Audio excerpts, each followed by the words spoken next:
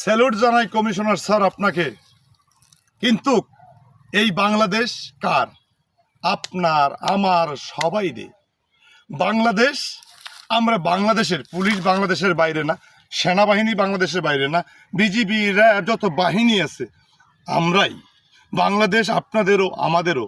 কিন্তু এই দেশটাকে নিয়ে আজকে যা চলতেছে লন্ড ভণ্ড, কিন্তু এটার জন্য আমি দায় করব প্রশাসনের ভাইদেরকে। কেন? আপনাদের শিক্ষা দীক্ষা সব আছে, এখানে উচ্চ ডিগ্রি, মাধ্যম, ইঞ্জিনিয়ার, বড় বড় মানে জ্ঞানী ব্যক্তি আছে। আজকে বাংলাদেশে দেখতেছি আমি একটাই সমস্যাটা কোথায়? সরকার আমি ভালো করব, আমি 5 বছর থাকতে পারবো, ভালো করব না আমাকে স্বেচ্ছায় চলে যেতে হবে। কিন্তু এখানে তো কারো এখতিয়ার নাই যে 15 বছর, 16 বছর, 20 বছর থাকবে সে, লং টাইম। কিন্তু আমি একটা কথা বলতে চাই, ভিডিওটা বাড়াতে আমি চাই না। এখানে পুলিশ প্রশাসনকে, যত বাহিনী আছেন আপনারা নিরপেক্ষ থাকবেন।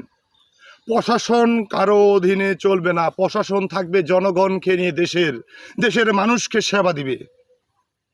কে সরকার আসলো কে আসলো না সেটা আমাদের দেখার বিষয় না।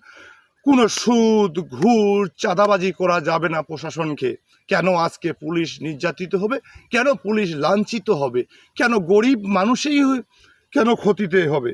কিন্তু আমি চাই এই দেশটা ঠিক করতেই যারা সরকারি চাকরিজীবী, পুলিশ, সেনাবাহিনী, র্যাব, বিজিবি, এনারাই এনাফ।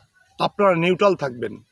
কে সরকার আসলো কে আসলো না, আপনারা জনগণকেই নিয়ে থাকবেন। আমার এটাই হচ্ছে শেষ কথা আপনার কাছে। আপনি কথাটা আমার মনে রাখবেন। আসসালামু আলাইকুম।